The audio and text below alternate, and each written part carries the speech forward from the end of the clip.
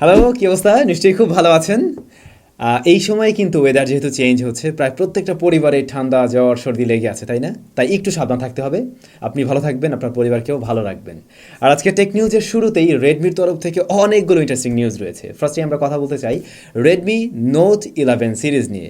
Redmi note 11 series আমরা জানি চায়নার মার্কেটে লঞ্চ হয়েছে, তবে গ্লোবাল মার্কেটে এ মাসেরই 26 তারিখে লঞ্চ হবে। আমি গতকালকে টেক নিউজে আপনাদের সাথে শেয়ার করছিলাম।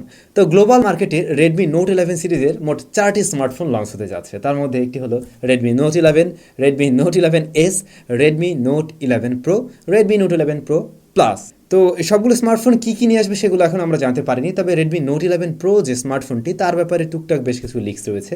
যেমন তাতে নাকি এসওসি হিসেবে থাকবে স্ন্যাপড্রাগন 695 এসওসি, যা মূলত একটি 5G চিপ।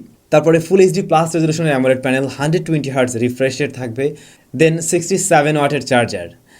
ক্যামেরা সেকশনে কী থাকছে সেটা আমরা জানতে পারিনি। আমরা প্রিভিয়াস জেনারেশনে দেখছিলাম 108 মেগাপিক্সেল, তো এখানে এসে কী হয় সেটাই দেখার পালা। আর ইন্ডিয়ার মার্কেটে আজকেই কিন্তু Xiaomi 11T Pro এই স্মার্টফোনটি লঞ্চ হয়ে গেল, যেটাতে কোয়ালকম স্ন্যাপড্রাগন 888 প্রসেসর রয়েছে। এই স্মার্টফোনের বেস ভ্যারিয়েন্ট 128GB ভ্যারিয়েন্ট ইন্ডিয়ার মার্কেটে লঞ্চ হয়েছে 40,000 টাকায়। 40,000 টাকার ফোন হিসাবে যা দিচ্ছে খারাপ না, মানে রুপি হিসাবে। তবে ফোনটিতে সাইড মাউন্টেড ফিঙ্গারপ্রিন্ট স্ক্যানার। এই স্মার্টফোনটাতে 108 মেগাপিক্সেলের সেন্সর রয়েছে মেইন ক্যামেরায়, এবং ফ্রন্ট ফেসিং ক্যামেরা হলো 16 মেগাপিক্সেল। 120 ওয়াটের চার্জার, 120 ওয়াটের চার্জার রয়েছে এর সাথে। ব্যাটারি হলো 5000 মিলিঅ্যাম্পারের। আর এর প্রসেসর সম্বন্ধে আপনারা জানেন যে 888টা মোটামুটি একটু গরমই হয়, তো এটাকে ঠান্ডা করার জন্য লিকুইড কুলিং সিস্টেম রয়েছে। LPDDR5 এর র্যাম। এবারে সতর্কবার্তা রয়েছে রেডমি নোট 10 প্রো ইউজারদের জন্য, তবে সেটা ইন্ডিয়ান ভ্যারিয়েন্ট ফোন যারা ইউজ করছেন তাদের জন্য। অনেকেই তো আনঅফিসিয়ালভাবে হয়তো কিনে নিয়েছিলেন রেডমি নোট 10 প্রোর ফোন, যেটা ইন্ডিয়া থেকে এসেছিল বা ইন্ডিয়ান ভ্যারিয়েন্ট। সো আপনার ফোনটা যদি নতুন কোনো আপডেট আসে একদম এই রিসেন্ট টাইমের, সেই আপডেটটা মনে হয় না দেওয়াটা উত্তম হবে, কারণ ইন্ডিয়ার অনেকেই একটা প্রবলেম ফেস করছে রেডমি নোট 10 প্রোতে। তাহলে নতুন আপডেটের পরে তাদের ক্যামেরা আর ওপেন হচ্ছে না। সুতরাং আপনার ফোনটা যদি রেডমি নোট 10 প্রো হয়ে থাকে এবং সেটা ইন্ডিয়ান ভ্যারিয়েন্ট হয়ে থাকে, আবার নতুন আপডেট যদি আপনি দেন, সেই ক্ষেত্রে হয়তো আপনার ক্যামেরাটি না অন হতে পারে। সো আমার মনে হয় এটা অ্যাভয়েড করে দেন পরবর্তী আপডেট আপনি হয়তো দিতে পারবেন। গতকালকে টেক নিউজের শুরুতেই আমি এই জিনিসটা শেয়ার করছিলাম, হয়তো আপনাদের খেয়াল আছে। এটা হলো এমন একটা জিনিস, এভাবে ঘোরানো যায়, আর ঘুরিয়ে আপনি আপনার মোবাইল ফোনকে চার্জ করতে পারবেন। তো জরুরি মুহূর্তে এটা লাগতে পারে, যেমন ধরুন আপনি পাহাড় পর্বতে ঘুরতে গেলেন যেখানে কারেন্ট নেই।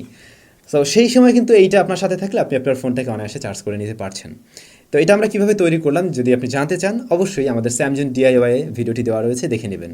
আর আমি ডেসক্রিপশনেও লিঙ্কটা দিয়ে দিলাম, আপনি চাইলে দেখে নিতে পারেন। আর আশা করবো আপনারা ওই চ্যানেলটিও সাবস্ক্রাইব করে রাখবেন। আমরা মোটামুটি সকলেই জানি অ্যান্ড্রয়েড ট্যাবলেট মার্কেটটা এক প্রকার দখলেই রয়েছে স্যামসাংয়ের, অনেক আগে থেকেই সেটা। তো এই স্যামসাংয়ের সাথে হেড টু হেড কম্পিটিশন দেওয়ার জন্য ভিভো, ওপো প্লাস শাওমিও বেশ ভালো ভালো ট্যাবলেট কিন্তু নিয়ে আসছে। এর আগে আমরা ওপোর সম্বন্ধেও জেনেছি তাদের নতুন ট্যাবলেট আসতে যাচ্ছে। তো রিসেন্টলি আমরা জানতে পারলাম ভিভো এরকম একটি ট্যাব নিয়ে কাজ করছে, যাতে থাকবে কোয়ালকম স্ন্যাপড্রাগন 870 এসওসি এবং 120 হার্টজ রিফ্রেশ রেটের অ্যামোলেড প্যানেল বা সুপার অ্যামোলেড প্যানেল থাকবে, যেটার নাকি বেজেল টেজেল খুবই ন্যারো হবে। এবং ব্যাটারি সেকশনে থাকবে 7860 মিলিঅ্যাম্পারের ব্যাটারি, 44 ওয়াটের চার্জার। ভিভোর ম্যাক্সিমাম স্মার্টফোন বা যে ট্যাবেও দেখছি আমরা 44 ওয়াটের চার্জারটা ইউজ করে থাকে তারা। এর বাইরে ক্যামেরা সেকশনে কি থাকবে, 4টা স্পিকার থাকবে কিনা, সে সমস্ত কিছু এখনও জানা যায়নি। গতকালকের টেক নিউজের সবচেয়ে বড় নিউজটাই ছিল এক্সিনোসের নতুন প্রসেসর, স্যামসাংয়ের নতুন প্রসেসর Exynos 2200। তো ওইটাতে কী কী সাপোর্ট করবে, কতটা পাওয়ারফুল, সব কিছুই আমরা আলোচনা করছিলাম। তো পারফরমেন্স সম্বন্ধে আমরা কিন্তু জানতে পারিনি, তবে আজকে আমরা এর গিগবেঞ্চ স্কোর, তারপর Antutu বেঞ্চমার্ক স্কোর দেখতে পাচ্ছি। Antutu বেঞ্চমার্ক স্কোরটা যদি আমরা দেখি, এটা হলো 9,65,000 সামথিং, 9,65,000, মানে অলমোস্ট 1M। এর আগে কিন্তু আমরা মিডিয়াটেকের তরফ থেকে মিডিয়াটেক ডাইমেনসিটি 9000-এও দেখেছিলাম, এর চাইতে আরেকটু বেটার স্কোর দিয়েছিল। তারপরে স্ন্যাপড্রাগন 8 জেন। সো বলা যায় ওগুলোর কাছাকাছি একদম বা একই রকম, কিন্তু আসল ঘটনা হলো রিয়েল লাইফ পারফরমেন্সটা কেমন, রিয়েল লাইফে কেমন পারফরমেন্স করবে সেটাই হলো দেখার পালা। দেখা যাক। স্যামসাংয়ের ফোনে অবশ্যই এই প্রসেসর থাকবে এবং আপকামিং ফ্ল্যাগশিপ ফোনেই, তো তখন নিশ্চয়ই আপনারা জানতে পারবেন এর পারফরমেন্স কেমন হয়। পোকোর এক্স সিরিজটা কিন্তু বেশ জনপ্রিয়। তো পোকো X4 Pro 5G এই স্মার্টফোন হয়তো আগামী মার্চ মাসের দিকে লঞ্চ হতে পারে। পোকো X4 5G এই স্মার্টফোনটিতে কোয়ালকম স্ন্যাপড্রাগন 870 দিয়ে নাকি আসবে, এবং এর দামটা ইন্ডিয়ান রুপির ক্ষেত্রে হতে পারে 20,000-এর নিচে, মানে আন্ডার 20K রুপিতেই নাকি আসবে। সো যদি 20,000 রুপির মধ্যে SD 870 পাওয়া যায়, সেটা কিন্তু খুব একটা খারাপ কিছু হবে না। বাংলাদেশেও হয়তো লঞ্চ হতে পারে। আবারও রেন্ডার বেরিয়েছে Mi Mix Fold 2 এর আন্ডার ডিসপ্লে ক্যামেরা ফোন, ডিসপ্লের তলায় ক্যামেরাটি থাকবে, আর প্রসেসর হিসাবে 8 Gen 1। এর বাইরে অন্য কিছু এখনও আমরা জানতে পারি। ইয়েস, এটুকুই ছিল আজকে টেক নিউজ। একটা প্রশ্ন রয়েছে, আগামী 2 থেকে 3 মাসের মধ্যে আপনারা কে কে নতুন ফোন কিনবেন এবং কত টাকা বাজেটের মধ্যে কিনতে পারেন অবশ্যই একটু কমেন্ট করে জানাবেন। সেই ক্ষেত্রে আমার ভিডিও তৈরি করতে একটু সুবিধা হবে, অবশ্যই কমেন্ট করে জানান। ওকে, চলে যাবো লাস্ট ভিডিওর কমেন্ট সেকশনে। আপনার এসটি স্যাম ভাই রিয়েলমি জিটি মাস্টার এডিশন কি 2023 সালে অ্যাভেলেবেল থাকবে? একটু জানাবেন প্লিজ।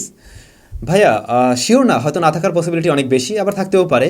তবে ওই সময়টাতে গিয়ে দেখবেন যে ওরকম বাজেটে হয়তো আরও ভালো ফোন আপনি পেয়ে যেতে পারেন। এসপি শুভ ব্রো, ইনফিনিক্স নোট 11 প্রো নিয়ে একটা রিভিউ দেন প্লিজ, কিনবো মানে কিনবো কিনা বুঝতে পারছেন আর কি। ভাইয়া এটা নিয়ে তো আমার মনে হয় ফুল রিভিউ দেওয়া আছে, একটু সার্চ করে দেখবেন।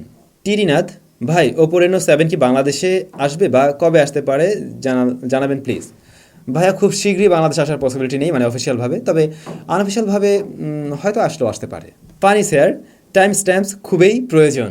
আসলে খুবই প্রয়োজন, এবং মাঝখানে আমি দেওয়া শুরু করছিলাম, তো তারপরে দেখলাম অনেক ভাই নিজেরাই আমার ভিডিওর নিচে মানে টাইম স্ট্যাম্প দিয়ে দিচ্ছে, তো যে কারণে আমি ওইগুলোকে আবার পিন করেও রাখতাম। তো এই জন্য এক প্রকার আমি একটু ওয়েট করি যে আপনারা কেউ করে দিচ্ছেন কিনা। তবে আপনারা যদি না করেন অবশ্যই আমি এখন থেকে করে দেওয়ার ট্রাই করব। তাহলে সবাই ভালো থাকুন, সুস্থ থাকুন, আর বলবো এই জিনিসটার ভিডিওটা আপনি দেখে নিতে পারেন। মানে শিখতে তো দোষ নেই, আপনাকে বানাতেই হবে এমন না, তবে আসলে কীভাবে তৈরি করা হয়েছে সেটা আপনি দেখে শিখে রাখতে পারেন। হয়তো এই জ্ঞানটা আবার কাউকে আপনি দিতে পারবেন, সে হয়তো বানাতে পারবেন, এই আর কি। তাহলে ভালো থাকুন, সুস্থ থাকুন, দেখা হচ্ছে নতুন ভিডিওতে। টাটা।